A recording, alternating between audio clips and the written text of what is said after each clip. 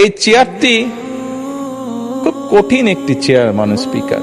এই চেয়ারটি দেখলে মনে হয় বসতে খুব আরাম, আসলে মাননীয় স্পিকার মোটেও আরামের না।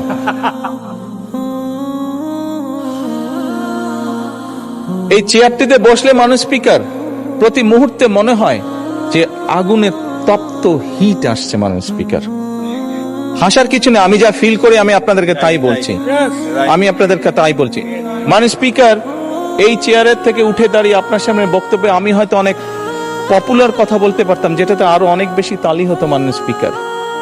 কিন্তু এই চেয়ার আমাকে বলে আমি পপুলার কথা বলতে পারি না, আমাকে সেটাই বলতে হবে।